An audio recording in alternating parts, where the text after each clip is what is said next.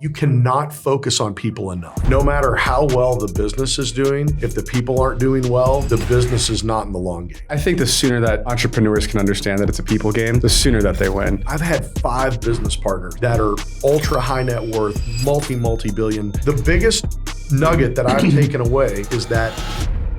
Welcome back to the Wealthy Business Podcast. I'm your host, Javi Chavez, COO of 5 7 to 8 figure companies with Ryan Pineda. So today I have somebody who's been a serial entrepreneur, business builder, someone who's just, it seems like they've just been crushing it. So I'm really excited to talk. You guys are going to get a ton of value out of this. He's what was it, 14 business acquisitions now or under your belt? I've built from the ground up 14 companies and done several acquisitions beyond that. So love it. And how much revenue do you feel like you've generated over that time, if you could put a number on it? You know what? It was funny. We tried to look at that at some point, but I mean, all companies combined that I've been involved with would be, far over 10 billion. Wow. That's amazing. Yeah. And so you mentioned you got your start when you're, 24, 25. Yeah. So tell me about that. Like what was the first business that you got into? Yeah, so I was 24 years old and I was working at JP Morgan and I went to work at JP Morgan right out of college. And it was great. I was there about 2 years and I figured out there's no way in the world that I was going to be able to be a banker. Bankers are awesome. I love bankers. I've got a lot of friends that are bankers, but there's a lot of rules in banking. Mm-hmm. And I love just being an entrepreneur and building businesses and building teams. And, I realized at that time I wanted to take, risk and I wanted to try to build enterprises. And I'd been studying business. I started reading business books when I was probably 14. And I was really fascinated with business. And when I got into banking, I realized, I was just on the wrong side of the table. I wanted to be the guy taking the risk, not the one measuring the risk. Really, I didn't want to think about that. I wanted to, I saw the art of the possible. So 25 years old, I started my first company and, there was nothing sexy about it, right? I went online and I formed an LLC. I think it was $300 and I bounced over to GoDaddy and got a website. And then I called a couple of my great friends and said, hey guys, I'm starting a business and you should come work with me and I can't pay you very much. And I said, but we're going to have fun and build something. And so really got started in the automotive industry and had a ton of fun in the automotive industry and built some great businesses that we were really fortunate to have most of those companies acquired several years ago. And it was just a great run. Nice. So with all these businesses that you've owned, operated, and, partnered in, what's the one reoccurring theme that you see with successful organizations? Yeah, I think successful organizations 10 out of 10 times have successful people. Have extraordinary people. And so we're in a world today where everybody's just so focused on technology. And I love technology. I think I wish they had some when you signed up for, I remember when one of the social platforms came out, the new platform here a couple of years ago, and they put the number of who the first people were to get on it. Yeah. And when I think about AI and tech, anytime I find out about anything that's emerging and coming up, I dive into it and I want to learn about it. So I think I'm a really early adopter to tech. But a consistent theme for me has been being an early adopter to developing people. And so no matter how big tech gets, no matter how big optimization gets within businesses, my passion has always been about attracting the best talent, growing the best talent, and it just being about people. And that's not just a sales pitch. That genuinely is what I do. If you look at any business I'm involved in, I spend 98% of my time on the people. And building the people. 100%. And that's the same thing that we see, we take so much time in the recruiting process, making sure that we're getting the right people into our organization and then developing that talent. Because what we've seen is, we can have the best processes in the world. Yeah. We can have all the right SOPs, but if we don't have the right person in the right seat, it's not going to make a difference. So how do you go about attracting high level talent? So high level and high capacity talent is tough to attract, but I think the best way to attract people is by your track record. So, I've been in business now for, I've been an entrepreneur, been building companies for 20 years, and I get to stand in front of lots of large groups of people and talk about what's going on and make commitments and cast visions and sell dreams. And those dreams have to manifest themselves into reality. But I think that number one is just to build a track record where you actually do what you say you're going to do, and you treat people, great. And look, the kind of people we want to attract are people that are tenacious, that are driven, that are motivated, that are ambitious, that are consistent, that are loyal, that are honest, right? We have these attributes. Yep. But and I love smart people. Smart people are awesome. But the first thing we go for is really not IQ. Right. I mean, so the type of people that we attract are people that are going to give it their all and be in it with us. And so for me, it's just, listen, brand building is easier today than it's ever been in the world. Right. I mean, people can build a brand. It's very accessible to build a brand. But building a brand could be like a souffle. It could be a lot of bravado. And you tap it the wrong way and your brand just falls over. So, I tell people all the time, I mean, you want to build a brand deep more than you want to build it wide. And that's the same with the company. So for me, look, I'm sitting here with you today because and I talk about our businesses and what we do for one reason and one reason only. I want to attract the best, most extraordinary talent in the world, and I want to give them opportunities that are huge. So I mean, every day of my life, I'm interviewing people. I mean, I probably do on average 3 to 4 interviews a day. Wow. And I interview people. I had a multi-billionaire, extraordinary business partner when I was a very young man. And I noticed that all that he did, he spent most of his time just talking to people. It was about people, and people. And it was just focused on that. So I've taken that and, it's a great question you ask. Yeah. I mean, I want extraordinary talent or people that want to be extraordinary talent. I have no shortage of opportunities for them.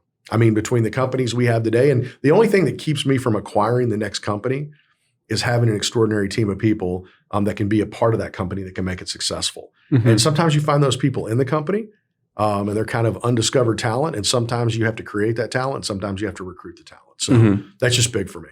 I love it. And so for us, like we're kind of in a similar boat where it's all people. Like we're just trying to attract and recruit as much top talent as possible.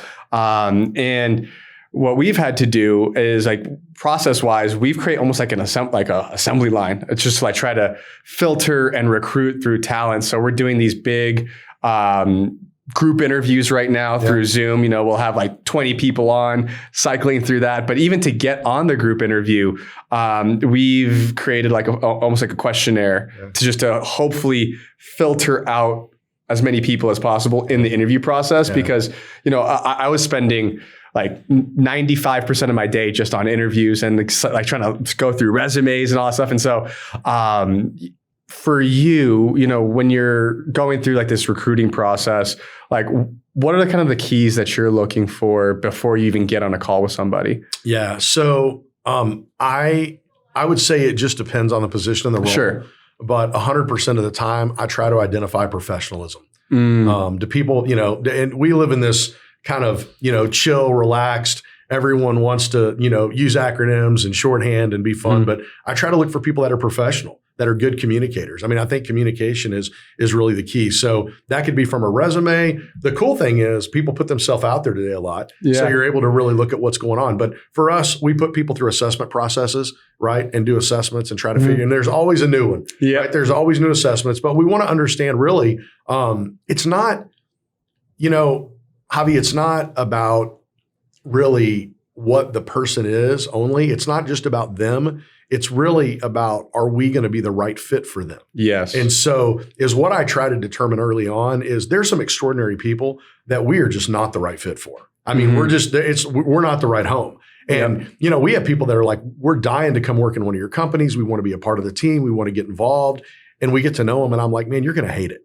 And they're like, no, this is an amazing opportunity. I've got to do this. This is great. And I'm like, no, it's just not the right fit for you. So the first thing we try to do is try to figure out, are we the right fit for them? Right? Because if we know who we are, right? I mean, we are really like clear on who we are. So if we can figure out if they're the right ones to fit, in our environment, and then it comes together. So that's number one. And then number two is, I mean, all the way from, like I said, assessments to what's their background. I mean, I think that there's a lot to be said, and the greatest indicator of what someone's future is going to look like has to do with their success. Look, I am like all about people that have stumbled, fallen, had challenges, even had job changes. But, there are some red flags that can pop up that we're like, man, this just isn't going to work for us. So it also depends on the company.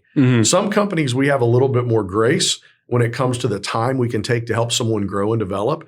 And in some companies, man, we're in the middle of the game. I mean, it's like a Formula One race, right? I mean, we're going to do some pit stops. They're going to be fast, but we're going. And the kind of talent we need in there may be different than somewhere where we have an emerging business that we're building that's got a little slower cadence to it.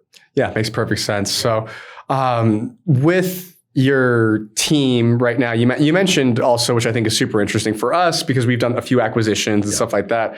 We do kind of have a core team that we will help go into a business and, get it up and running. But you mentioned that each business is individual. And so with you, are you the only one that bounces between company to company? Or I've got a few people. Okay. I've got a few people. Well, let me tell you what the genesis of it is. Yeah. And so I have been a student of Warren Buffett's, like reading business and studying his business since I was a young man. And I don't know exactly how many companies Berkshire Hathaway has today, but it's well over 300, hundreds and hundreds of billions of dollars under management.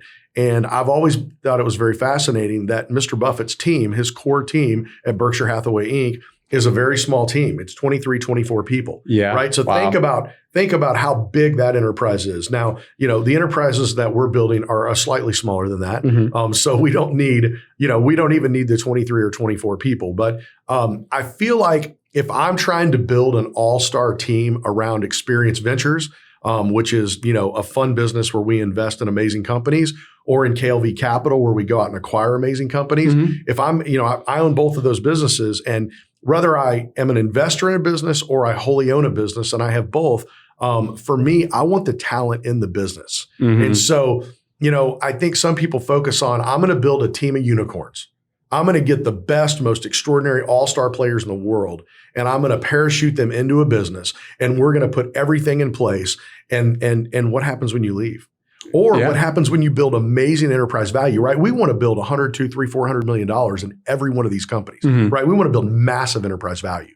And so if we want to build massive enterprise value, when you're building massive enterprise value, it doesn't include taking the good people with you when you leave. So if someone's going to acquire a company, they want that team. Exactly. So our focus has been on how can we staff and equip each company with an extraordinary team. And by the way, most people that we hire that are really good, they want to build wealth. They want to make money. And the best way to make money is to stay focused. And if they can stay focused on a business and they can build enterprise value in that business, and then that business transacts, they're going to get paid. And they have an opportunity through stock options, through whatever it may be, to just totally crush it. So trust me, I all the time meet extraordinary people, and I'm like, oh, I need to put you in this company, in this company, in this company, and I want to put you all over the place. And I'm like, but then I think back to, guys like Mr. Buffett who've built that enterprise. And I'm like, well, those people are in the companies. Those people aren't in the holding company. So it's kind of my mindset, but my natural tendency is no different than anyone else's that's in this type of a business, is that I want to stack my team. And we go to buy a company, and I want to be like, all right, these guys are going to fix all the problems. But you know what? When you do that, the first thing you end up doing is running off the people in the company. And there's a lot of diamonds in the rough I found in these businesses, that just people that don't have the right leadership, that don't have the right vision, and they could be exceptional. So I mean, it's a challenge always. Yeah, and you mentioned a very good point that we've also encountered, because when we do have, because again, our parent company team is quite small, but when we have tried in the past, similar to you, where we'll have a talented person and they start working on maybe 4 different businesses, and then we see their productivity just go to like a C+ in all these different areas, when they were an A player. They were great.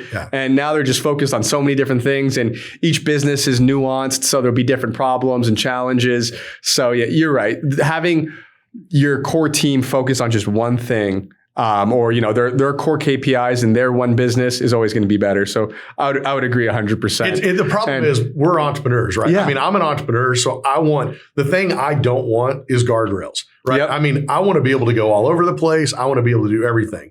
And I fall into the trap sometimes of thinking that everyone else wants that too. 100%. And so I'm like, well, everyone wants to be everywhere, right? I mean, I remember when I was a young guy, I went and played soccer, and they had they were telling me about the positions. And they said, well, hey, we can put you in the position called sweeper. That was the position. You can go all over the field. And I was like, that's the position I want. And I remember the soccer coach said, hey, Vic, you're not fast enough. And I'm like, oh, man, I got to get fast. So in business, I try to stay fast so I can do everything. But I've got 10 out of 10 stories of where I've taken people and made them too wide, and I've let them go all over the place, and it's not helpful for them. Yeah. I mean, at the end of the day, they think as well. They're like, I want to go everywhere. But if they could do 1, 2, 3 things really, really well, and they could add value in those areas, by the way, the scorecard's important, right? Mm-hmm. So in business, I mean, we're building businesses. We're not about revenue. I mean, revenue's super important, but we're about profitability. Of course. Right? So, I mean, at the end of the day, if somebody went in and they put a new system or process in place, I want to understand exactly how that aligns with revenue and exactly how that flows through down to profitability, real profitability, money you can spend, right? Not just, we're creating a big, massive company with no profit. So I think individuals deserve to be aligned with the actual measurable success of a business. And when people start going all over the place and doing everything, they don't have a scorecard. And by the way, if you don't have a scorecard, you kind of feel like you're losing. Yep. And you don't know how to win either. You don't know how to win. Yeah. You start putting people in the game and there's no clear rules right, because they're bouncing around from thing to thing. And then, and if you don't know how to win, you're definitely losing. Yeah. So. Well, you guys are building an extraordinary business here. Oh, I mean, seriously, what you're doing. And I mean, you're so multifaceted. You're all over the place. I mean, being in your offices here today, seeing the teams. And I mean, these guys are on the phone and they are working the deals. Yeah. A lot of energy, a lot of passion, a lot of enthusiasm. And, that's what it really comes down to. Mm-hmm. And the businesses is what you're trying to create is energy, synergy, passion, and enthusiasm. And people talk about culture a lot. There's a lot of conversation about culture. And I don't, culture is like, to me, it's an important word. I use it some, but it's not very identifiable. I really think about community.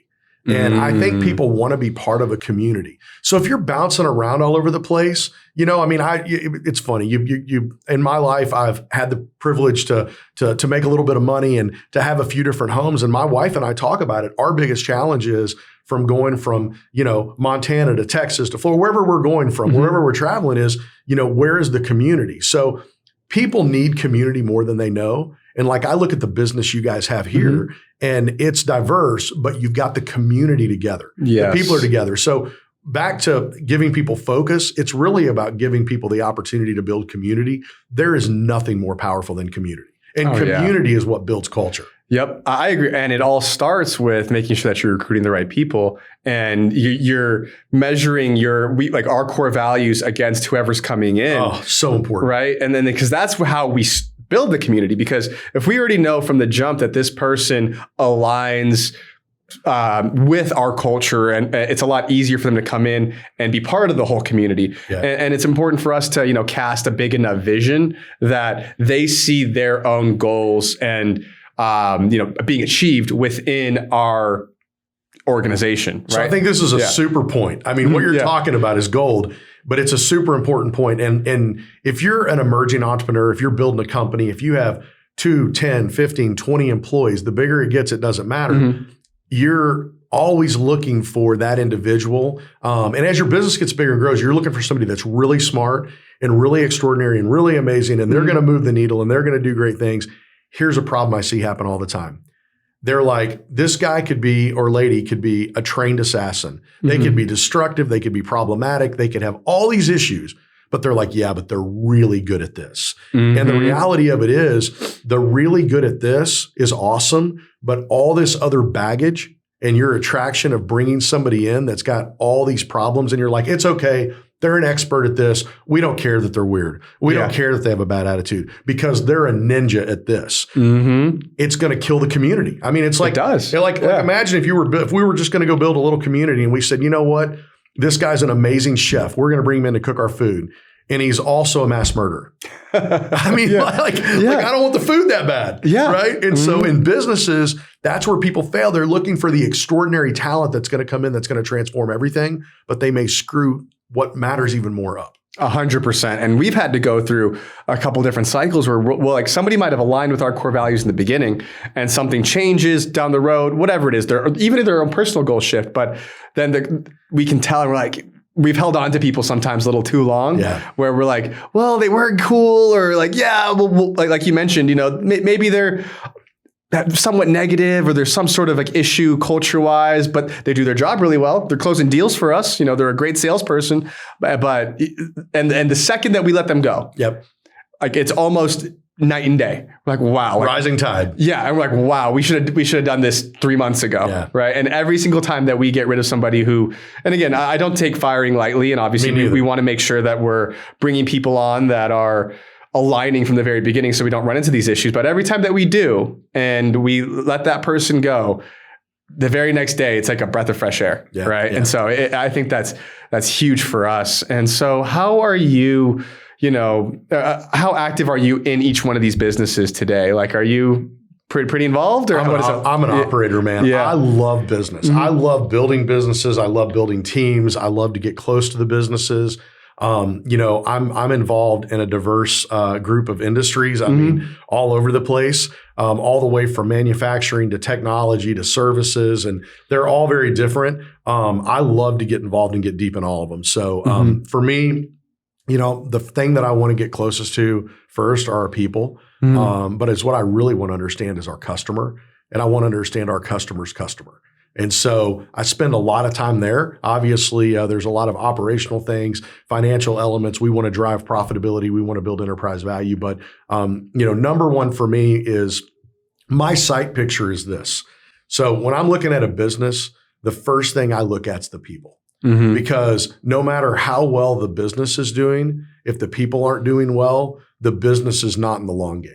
Yeah. Right. And so, I'm really looking out that windshield. And of course, I'm looking at OKRs. I'm looking at KPIs. I'm looking at, are we really expanding margin? Are we driving profitability? Are we gaining market share? I'm looking at all that. And usually those are indicators that things are okay with the people. But to answer your question, I'm focused on the people. What resources do they need? What do they need to grow? Do we have the right people on the team? Are we doing the right things? Are we thinking the right way? Is the right vision being casted? So I'm involved. I'm deep. I love it. I love it. If you called me tomorrow morning and said, hey, Vic, let's sit down and come up with a strategic plan to drive massive enterprise value in a business, or let's go play a round of golf, I'm going to tell you that I'm going to be, we could do both. Yeah. We can do both. But I'm going to tell you, I'm probably going to say, hey, let's sit down and do that business thing. Because I've been at the driving range of business for 25 years. And every day I'm ferociously trying to figure out how to get better at it. Yeah. I'm not hitting golf balls that much. So it's my passion, man. It's what I do. And the thing I love about business is that there's always another problem or there's always a new challenge, like every day. And that's, I told this story before, but before working for Ryan, I would quit my job almost every year because I would either just max out my compensation plan. I would just try to level up and, in my career and find another opportunity. And the reason why I love working for Ryan is because every day is different. Yeah. I would get bored or something would change. And I'm like, all right, I need a new challenge. I need a new opportunity. Yeah. I get to solve all kinds of different problems every single day. And that's what keeps me so engaged. And also, of course, the mission and everything that we're building here, I can get behind. And I see, like I talked about earlier, I see my own personal dreams and vision and goals being achieved within the organization, which I think is huge as well. So, it's an entrepreneurial culture. Yeah, it is. So the reality is everyone's not made to be an entrepreneur. Oh, not at all. Everyone's not made. But I very rarely see every business that doesn't have the opportunity to be entrepreneurial. And if you can harvest and manifest an entrepreneurial environment, you're going to keep people from getting bored. You're going to keep them challenged, right? Exactly. And that's what the real opportunity is. I love it. So what's on the roadmap for you this year? Yeah. So always first goals are first, and that is the businesses that we have stewardship over, the companies that I own today, or I'm invested in. First, when I'm thinking about what we're going to do, and this year, I'm thinking about how are we going to grow those businesses, right? How are we going to add enterprise value? How are we going to make them more valuable? How are we going to make sure they're built for the long game? So that's kind of number one. But I'm an entrepreneur at heart, so I'm always thinking about what we can start next, what we can do. We've launched, a few new companies from the ground up. So I love startups. I love startups. I love the energy of startups. We have a program called Epic MBA, and not here to market that, but Epic MBA is really, we're building out a community of like-minded, extraordinary people that are trying to build enterprise value and are really trying to grow a business in a serious way. So we're doing some fun stuff on that front. I just launched a new training and development company with two extraordinary entrepreneurs that we're going after a certain industry. And so we've got a ton going on. This year I love it. Here's the deal. I've never seen a more opportunistic time to be in business. Why is that? Oh, man, it's just gold because so many people have their eye off the target. So many people are focused on all of these things that are just, pie in the sky, or I'm going to go do this, or I'm going to go do that. People are resting. A lot of people are resting. But right now, as we're in this year, 2024, look, we're in challenging times, right? We're in challenging times. We still have some hangover from this thing called COVID. Yeah. But if you can go after it right now, and by the way, the tools and the resources that are available, oh my gosh. I mean, between people like you and Ryan and just people you could learn from that are in industry, but also the technology tools that are out there. Yes. I mean, you look at AI, you look at all the software that's emerging. You have so many resources. And I went to college, I got a degree. Here's what's cool. You do not have to go to college and get a degree to do extraordinary things in commercialized business today. 100%. They're just tools out there. It is crazy, right? So I was looking at the numbers. Last year, I think in the last quarter, we sent over a few million emails. Wow. We have one copywriter. One woman who does all of our content, everything that we do, and we're sending multiple emails every day, text messages, but it's all because of AI, right? So she's trained our chat GPT to sound just like Ryan and just like all our messaging and everything. So one person's able to produce so much. Awesome? It's amazing. And it's good quality content too, because, we've worked with the model and made it really, really good. But and that's just one example. Well, right? now you can make your own GPT. Exactly. Right? I mean, one of my great friends, a guy named Tony Robbins. I read an article yesterday that Tony has created a GPT model where you're able to get Tony Robbins coaching. And, I can tell you, I mean, if anyone that knows Tony, he's all about impact and he's all about scale, and he wants to be able to help people globally in a big way. So take that into any business.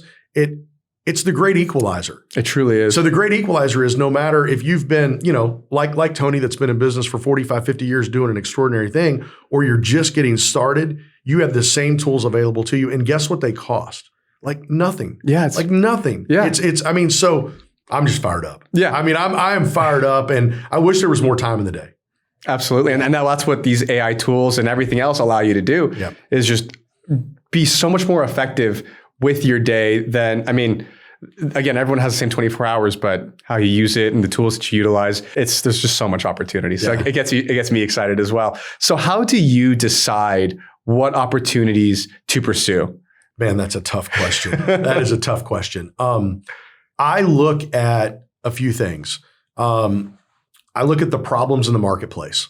So if if you've got a marketplace that doesn't have any problems, and there are a few that don't have any problems, don't have any big challenges, they're probably not the right place for me. Where we're able to create value is when we go into a market and we have a business that we're able to truly solve the customer's problem. So I'm looking at, I remember when I learned to drive a car, I remember my instructor said, hey, don't look out your windshield, look out the windshield of the car in front of you, which was it was an interesting, vision. Yeah. And I was like, okay, that's great. Really know what's going on. You still need to look out your own windshield, by the way, because things happen. Yep. So I think about businesses that way. So I'm not just looking at what's going on for that business. I want to understand what that business's customers experiencing and what the next car in front of them, what their customers experiencing. So I want to understand that if there's problems and we think we have an idea on how we can solve them, or a business has the ability to solve them, that's one. And then the second one is, and I don't think it's in numerical order because it's super important, is can I get people fired up? Can I get people excited? Can they be passionate? Can they be enthusiastic? I want to be around people that are excited. So there's some businesses that I stay way far away from because there's not enthusiasts involved. So I want to find people that are enthusiastic, that are passionate about what they're doing. And, there's some businesses that, I literally daily, I see businesses, I see opportunities where I'm like, man, that just seems boring. Yeah. And it may not be boring to other people, right? So I'm not, to me, I'm like, I got to be able to get people fired up, and we've got to be able to have a vision, because if you can have a vision and you can really understand where the gaps are in the marketplace, where the friction is in the marketplace, where the problem is in the marketplace, and you can study that with the customer, here's what's cool. This is what's cool. In business, the best customers I've ever had in the world in any industry I've been in. The automotive industry, it was fantastic. The customers will tell you the problem. They'll tell you the problem. Yeah. And they're basically coaching you on how to create value for them by solving the problem in which they will pay you for. Mm-hmm. And if you have a really good customer, they'll help you create what you need to create to help them solve the problem. Yep. So when I'm looking at businesses, whether it be a startup or it be something where we're going to make an investment or we're making a whole acquisition, whatever it may be, it's what is the problem? Can we solve it? And can I find and equip the right people to go be wildly successful? Such a good answer. And so with these new ventures, for example, we'll talk about what was it, the MBA, the Elite MBA? Epic MBA. Epic MBA. Yeah, and Epic stands for entrepreneurs, professionals, innovators, and creators. Love it. Yeah. So how did that start? Like, what was the genesis of that business? So 10 years ago, one of my employees walked into my office and they said, what's your big plan? What do you want to do someday? And I was like, I'm in the middle of building businesses. I have these companies. I've got teams. I'm like, I'm doing stuff. What are you talking about? I'm trying to make it to tomorrow. Yeah, exactly, right? I'm like, this business stuff is hard, right? Yeah. And I said, you know what? I have been like, since I've been in my early 20s, as I mentioned even before that, I have been studying business. And my mentors have been most of my mentors have been people that have no idea they're my mentors. Just people I've been observing. I've been deconstructing success. I've been seeing what they're doing. And through that, I've been fortunate to sit at some of the most extraordinary tables in the world with some of the most brilliant business minds in the world. And I'm just trying to figure out what they're doing that's working. And, so I feel like I've spent 20 years not just curating content and information in my brain because it's what I've done, but I've practically executed on building businesses. And let me just tell you, it's hard and it doesn't always work right. And I've had some, challenges along the way, but I had that. And so the answer to the question is, I just want to help people that are involved in business at any level, whether they're an employee of a corporation or they're an entrepreneur. I want to help. I want to give them what I've learned working with some of the most extraordinary business people in the world and building companies. I want to share that with them. And I want to walk through processes and what that looks like. And so, when you look at a business, you could have, an early business, you could have an emerging business, you could have an enterprise value business, you could have all these different areas, but the core disciplines that you build into those businesses, no matter where they are in the 4 stages of building a business, they all require the same things. So it's pretty agnostic when it comes to what businesses need. But 100%. Enterprise value is what I'm most passionate about. I mean, I really want to help hundreds of business people create hundreds of millions of dollars in enterprise value, which, by the way, gets to trillions of dollars, right? Big numbers. But I want to do that, and I'm passionate about it. It fuels me. It gives me joy.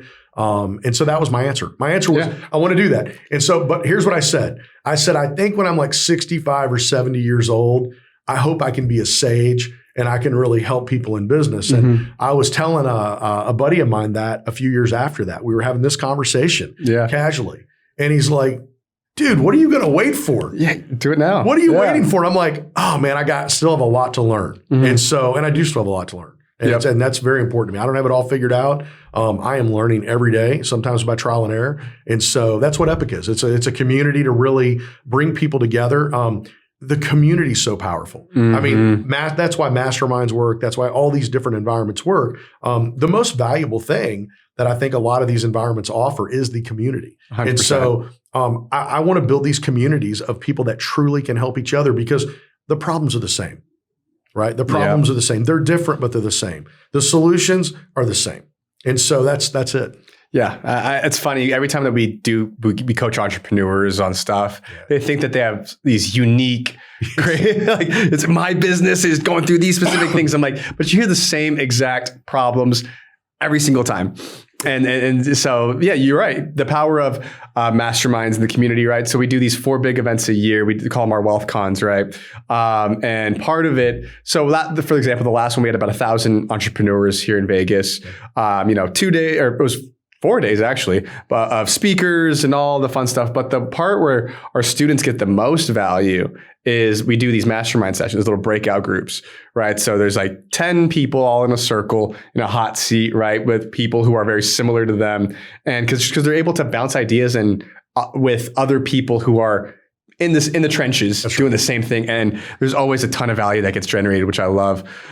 So yeah, it's been great. So huge. Yeah. And you mentioned, you've been at these tables with some really high level people. What's like a nugget that's stuck with you from some of those conversations? Rich, I've been around some rich people. Okay.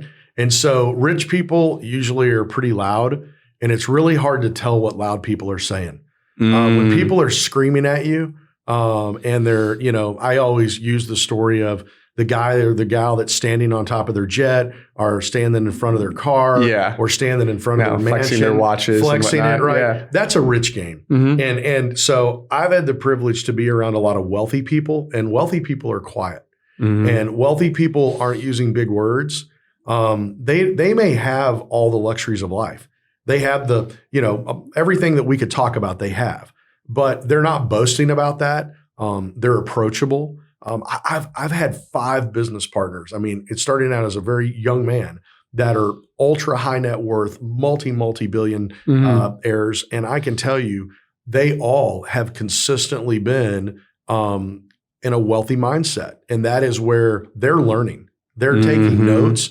I got to tell you, I'm not going to name drop, but some of the most extraordinary people in business I've had the privilege to work alongside of. And I can tell you, most of the time, they have a notepad and they're taking notes on what everybody's saying because they're learning. If they knew it all, they wouldn't be doing it. So that's been liberating. For me, that's been liberating, that I don't have to be the smartest guy in the room. I don't have to have the most expanded vocabulary. I don't have to talk about what I've achieved or what I've accomplished or what I've done or what I own. I don't have to do that, right? Because wealth is a beautiful thing, right? Wealth is a beautiful thing because rich feels more like a grind to me, and wealth feels more like a sustainable marathon, right? And grinds aren't sustainable, right? You can grind. Trust me, we grind in businesses, but it's not sustainable. So the talking heads that say it's a grind, you got to push, you got to fight, you got to wake up at 5 a.m., you got to kill yourself, you've got to be able. It's not sustainable, and it's no fun, man. It's just no fun, right? And so for me, it's about having fun. So I think the biggest nugget that I've taken away from being around these brilliant minds is that they're continuous learners. They have infectious personalities when it comes to attracting people because they're approachable. Yes. Right? They're approachable. They're not always accessible. Big difference. Yes. Yeah. You can't always, show up in their lobby and say, hey, I want to talk to you. Sometimes you can, by the way. Yeah. But they're approachable. And you're like, man, I understand you. I relate to you. I can learn from you. So, that's who I want to be. And let me tell you, as a young guy, I remember getting my first jet and, I remember some of these things and I was like, oh, this is awesome. Yeah. And now when I, gain assets, or whether it be any of those toys we could talk about, I keep it quiet. And I'll tell you, my kids, my 2 sons, they are great levels of humility for me and my wife. But if I was posting a selfie of me, in a private aircraft or, on a yacht or somewhere else, they know what I'm doing and they're like, Dad, what is that? And I'm like, oh my gosh, man. I'm like, good. So I've got some people around me that say, hey, keep you humble. Keep me humble. Right. Yeah. I need it. So that's what I've learned. Humility is powerful. People that are screaming and yelling and talking about getting rich and beating your ass and just going after it. Man, first of all, they got to be tired. They've got to be tired. If you're just yelling at everybody, preaching at everyone, isn't that fatiguing? Absolutely. Who wants to do that? Yeah. Right? So anyway, that's my nugget. I think that's huge. And that's part of the reason why Ryan's most recent book was The Wealthy Way, right? So it's the whole thing of don't go broke trying to get rich, right? Don't, Ryan out of necessity was always home by 5. It's just because that's the agreement that he had with his wife. And so we became efficient with the time that we spent in the office. Yeah. Right. So if we had we have our core values, if I could add another one, it'd be just we don't waste time in here. Right. So if we're in the office, we're here to work, and then we're out of here and we're gone, and we're enjoying whatever we're enjoying. Right. And obviously there are definitely days, and especially with leadership, that, I love work. And so I'm working around the clock, but him and I will be texting till 10, 11 o'clock at night. Right. But that doesn't feel like work. And also it's not what we expect of our employees. Right. Right. And so, man, that whole grind culture is definitely something I find it interesting. And, I think, like you said, there's a time and a place for, hunkering down and, cranking out, a long day or a long week to like get a project done. But overall, it's just, they got to be tired. And you don't have to give up life, but also, people always ask me about balance. And for me, it's one and the same, right? I mean, when I come home from a business day, that my wife and I are talking about what happened that day, right? Yeah. I mean, I'm not like walking in and going, turn it off business. I mean, if I'm texting or I'm doing something or I'm on a call that's business related, my family understands that. At the same time, I'm very intentional about having quality time with my family. So I was at dinner last night with one of my leadership teams, and one of the guys at the table was saying, hey, I've missed my daughter's last few soccer games. And he was just telling a story and he wasn't even trying to bring it up. Yeah. And I immediately stopped him and I'm like, hey man, you don't have to do that. Yeah. Like you don't have to do that. Like my expectation of you is not that you're missing your daughter's soccer games. Like I know we have a lot going on, but if you want to do that, right? Like I was at all my kids' sporting events except track meets because they were just too long. They were long and boring. It was hot. We were in Texas. I was like, man, I'm not coming to all the track meets, but I was at everything else. Yeah. And so I'm like, go to those events. Go to those events, right? And I mean, if you're the guy over in the stands and you're there and you're having to send a text every minute or two, so be it. So be it. But go to them, be there, be part of it. So you don't have to miss that stuff. Yeah. So how did you develop that? Because obviously your kids are young adults now. Yeah, 24, 27. Yeah. So when they were growing up, how did you navigate that as coming up in business? There's a lot of people who would love to not have to work on those things, but entrepreneurs, I think they really, it's tough for people to find that balance. So how did you, I guess a better question is like, were you always that way? Or when did you really realize that, hey, like this stuff's important to me? Well, and let me just say this, my wife's awesome. Yeah. So, I mean, in our first, we've been married 27 years. In the first 20 years of marriage, it's funny, since our kids are gone, she's interested when I'm going to be home for dinner. Like what's going on, right? Mm-hmm. And so, I mean, now it's more interesting. But the first 20 years while I was just building businesses, I never got that call of, hey, when are you coming home, right? I mean, and I was home. But I mean, if I wasn't, I never had that pressure. So first of all, I just had a hugely supportive wife and she was just awesome about that.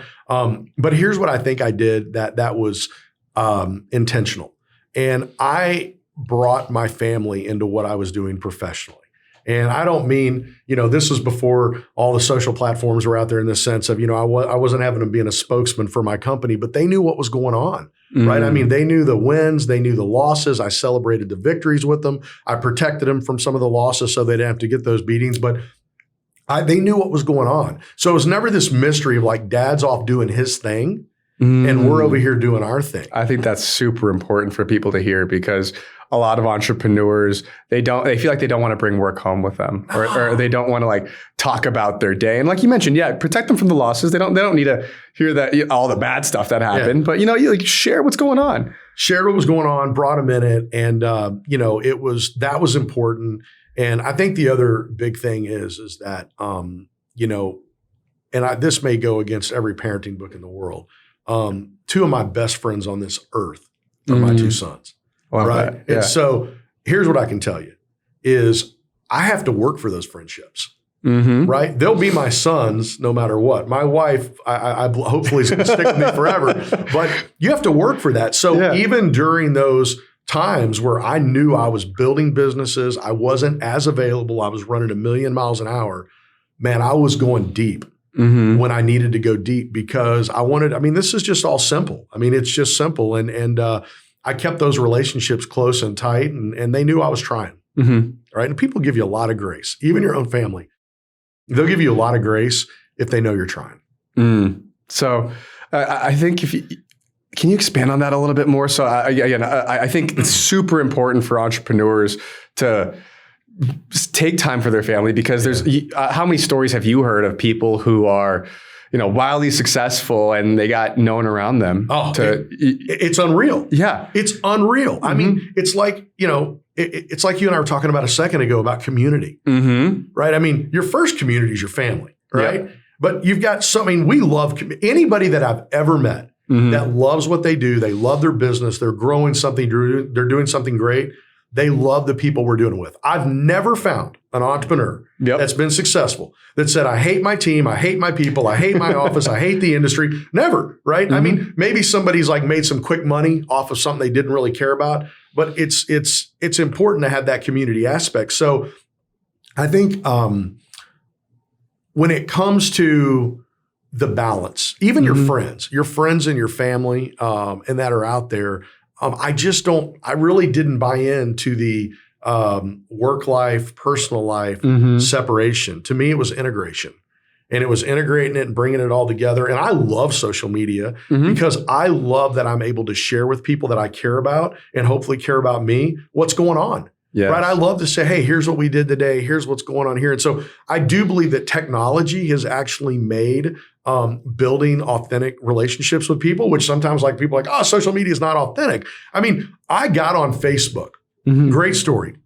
I got on Facebook 20 some odd years ago because I think it was that long ago. Maybe it was 20. Because my mom, who I love dearly, was wearing me out. She's like, I don't know what's going on with you. And I was like, man, I want to call my mom every day and tell her what's going on with me, but I'm running a million miles an hour. I'm calling my mom every day. So I'm like, you know what? I'm going to put everything that I'm doing, like, because I was traveling a ton. I was on a plane like almost every day. And I'm like, I'm going to put that on Facebook. And at least when my mom checks on Facebook, she's going to know what's going on with me, right? So I think that, and I'm not suggesting using social media is going to build your relationships, but I do think that it's important that you have awesome communication. Communication's key. Yeah. I mean, communication is key. If I come home and I'm in not a good mood, right? It's important to me that my wife knows why. Yes. Right? Because otherwise she's going to be like, well, is he not happy to be here with me today? And I'm like, no. I've had 50 horrific battles today. I've been getting punched in the face. I've got this problem with this company, this problem with this company. Right? And I don't come home and just bring that all to her, but I'll let her know. So I think that it's communication and it's vulnerability. Here's what's cool. You don't like, I've built all these businesses and I've worked with these extraordinary people. And the ones that are most impressive and the ones that I've learned from the most are vulnerable. Yes. They're like, hey, can you explain that to me? Can you tell me what's going on? Or I'm really sorry that I did that. And for some reason, we have this world that everyone wants to have all, and I love learning. Everyone wants to know everything. And they want to be able to sit here and say, if you do these 10 things, your life is going to be amazing. Listen, I love to cold plunge and I hate to cold plunge, right? And but whether I cold plunge or don't cold plunge, it's not going to dictate if I'm having a good day or a bad day, right? Yes. And so there's all these, prophets that are out there that are saying, if you do this, you will be successful. You will be successful. Well, you know what? That brings me to one of our favorite topics. What the hell is success? What the hell is success? Because I can tell you this, that if my last day on this earth was tomorrow and God presented himself to me and said, hey, your last day on this earth is tomorrow, but I'll give you an extra day if you'll give me everything you have. If you'll give me every dollar you have, every accomplishment you've had, I'll give you an extra day on this earth. I would give up every single thing that I have for that extra day 100%. So I could go tell so many people I love them and give them a hug and kiss them. I mean, I would do that, right? So when I think about what success is, for me, success is that I want these people to, and my employees, my employees in the companies, I love them. I genuinely love them. And I want them to know I love them. I tell them I love them. It's not just, hey man, I love you, bro. I love you. Like I love you. And so for me, success is about letting people know that I love them and being able to love people and have people love me back, right? It's kind of fun. So I know that sounds super soft. No, it's so important because that's what true success, in my opinion, is like what you can do for the people that you love. Yeah. Right. And that's why I'm in business. And that's because I want to be able to impact not only my family, but other people's families and life. And so I agree. Yeah, I agree 100%. And so I think that's super important. And again, the communication aspect too. Entrepreneurs forget how interesting your challenges are. Right. Yeah. And so like when you start, like you mentioned posting about it, or when you're sharing it with your partner, they're like, oh, wow. Like they want to be involved. They right? do. They do. So one word of warning. Yep.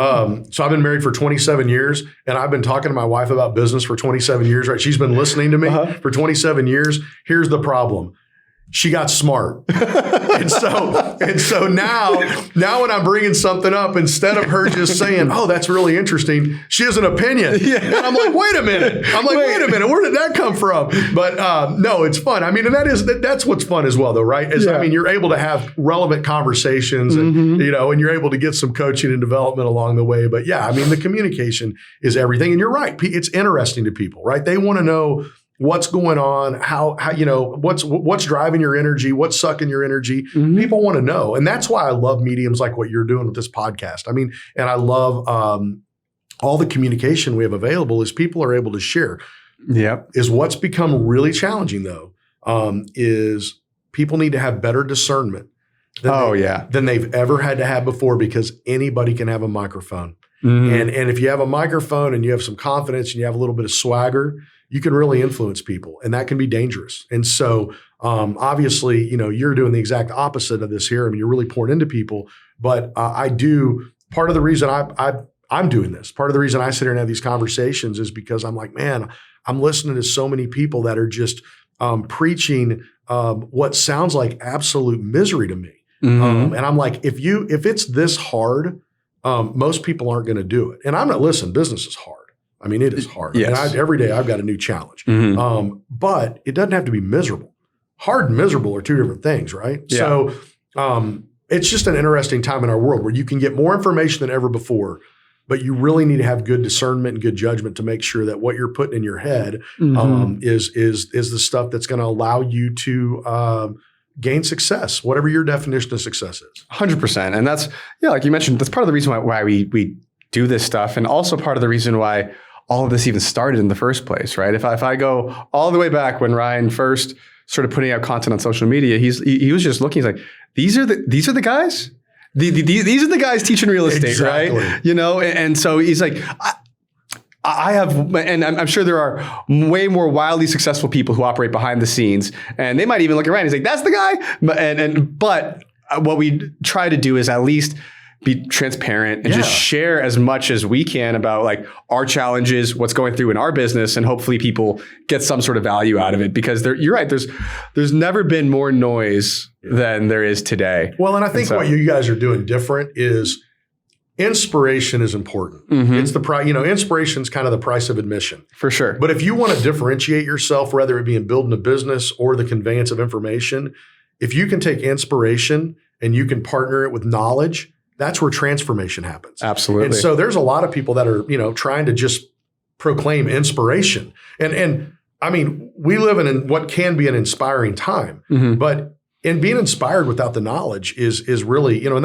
there's some people that I love that are online, that have podcasts, that have, amazing YouTube channels where they're firing you up. They're great communicators. Yeah. They have a good heart. They're coming at it the right way. And there's time for that. Yeah. And then the ones that have that, and they can bring the tactical knowledge like you guys bring, and they can say, this is the how-to, this is what you do. And that's gold. Absolutely. I mean, that's freaking gold. And that's what we're trying for. So, and having people like yourself on. So as we start we're getting close to wrapping up here. So like to your point, what would like the tactical strategies be? So if I'm brand new to business, right, what are the things that I need to check off to start my first company? Yeah. Your ego. You need to check it off the list and put it away. Okay. You love that. You got to put it away, because it's a humbling deal. Professionalism is a lost art. It's a lost art. If you're starting a business today, or you're trying to scale and grow a business today and build enterprise value, professionalism it's just huge. And it sounds so simple. It's like, okay, well, what does that mean? I mean, whether it be professional, whether it be communication, the way you dress, the way you talk to people, whether it be the way you act, communication is a differentiator. And you know how much it costs to be an amazing professional? Zero. Zero. It's nothing. Professionalism is always number one, because I think it's a lost art, and I think it's something that people want in business. And if you're going to try to win somebody over, I've never heard somebody say, well, that guy's or that girl's just too professional.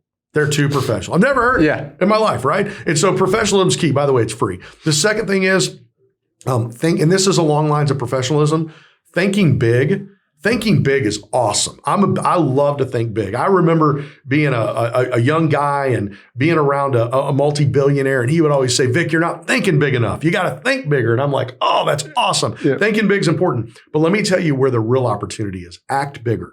So think big, but act bigger. And you say, okay, what does it mean to act bigger?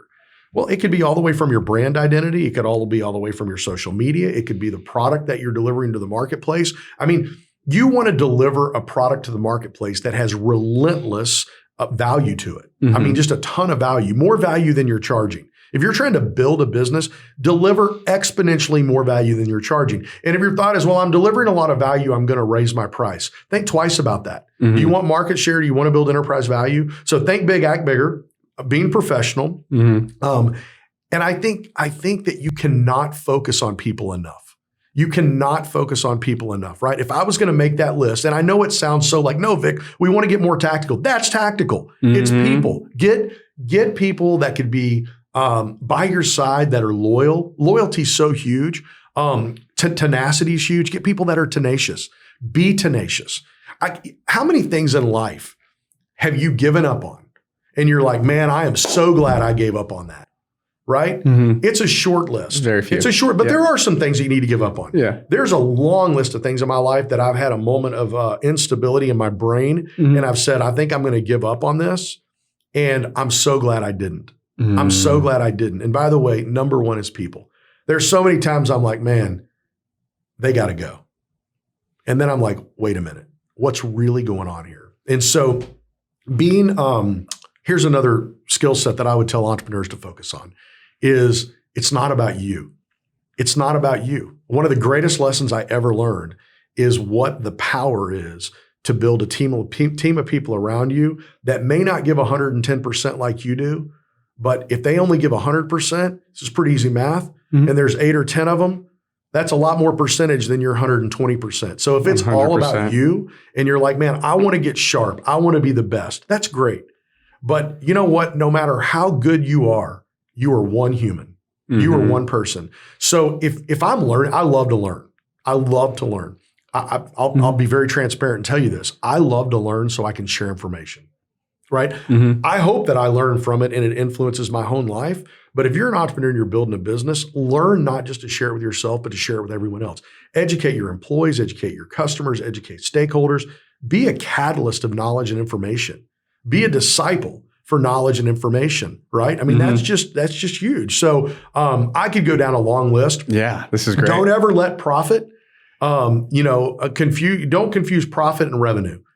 Profit is the greatest insurance you're ever going to have in the success of your business. And you could say, well, we're just going after revenue. We're going to get massive, massive revenue. Look, if you're trying to build the next unicorn tech company, more power to you. And I'm not qualified to coach you. Right? Yeah. I don't have any wisdom for you. I don't understand that, right? For me, I like distributions. And is what distributions mean, and you understand that from the real estate business, right? Distributions mean that we can take money out of the company or we have cash that we can spend on growing the enterprise value of the business, right?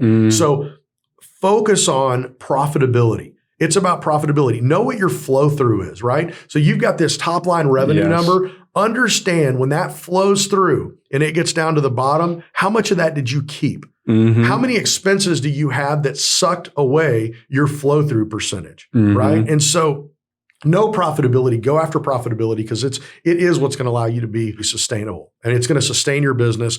And let me just tell you, if you want to attract the best people in the world in a business or customers, you need to have a mindset and a culture and a community of winning. Winning. Yes. And if you're profitable, you're winning. If you have a lot of revenue, but you're not profitable, you may be able to celebrate that revenue, but there's massive, massive risk that comes with not having the profitability. Absolutely. And so people want to be around people that are winning. So position your business so you could win, even if it's small. Even if it's small, you'll get to where you need to be if you're focused on that winning piece of it. So that was huge. Yeah. I could go down a long list. Those are kind of fundamentals that, quite candidly, I've built, some extraordinary businesses just doing that. Yeah. Just doing that, right? It's not about, I've never learned an algorithm. I've never written code. I've never, there's a lot of things that I haven't done, but doing that means a lot. And then love people, man.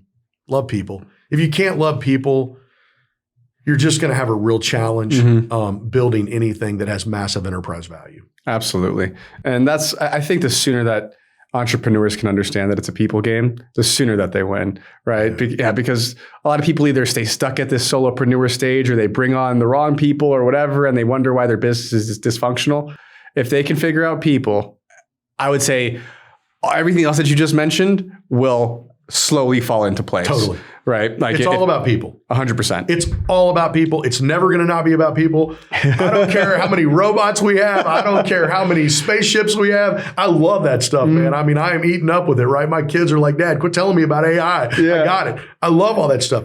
It's about people, though. That the game behind the game of business, and we know the game of life, it's about people. And it's not going to go away, and be extraordinary at it. And the way to be extraordinary at it is the more people you know, the more people you talk to. And you don't need to go get a degree in psychology, right? I mean, that may be helpful, but it's just about knowing how to harvest and cultivate relationships with people. I love it. So Vic, what's one thing that, like, if you left this earth tomorrow, you'd want people to know? That I'm grateful. I am grateful, man. I'm so grateful. I mean, I wake up every day and I am like grateful to be alive. Like I look in the mirror and I see this bald head and a double chin, but I'm telling you, I'm like, God, thank you so much for this day. I just want people to know I'm grateful. And you know, I go to bed a lot of times at night beat up and I'm like, man, I don't want to do this again tomorrow. Yeah. But I wake up revived. So for me selfishly, if that's what you're asking, for me selfishly, man, it's gratitude. And I want people to know that I'm grateful. That just means a lot. And I think that having a grateful mindset is probably the most powerful thing that you can have. Love it. Vic, you're the real deal. Yeah, I appreciate it. And where can people find out more about you? So I'm on all the social handles at vickeller.com, or I should say at Vic Keller, or they can go to vickeller.com, and we have you know, a great newsletter there that people are welcome to sign up for. And then epicmba.com. We'd love to get your information if you're involved or interested in being involved in the Epic community. So love it. Cool, guys. Well, that was amazing. Peace.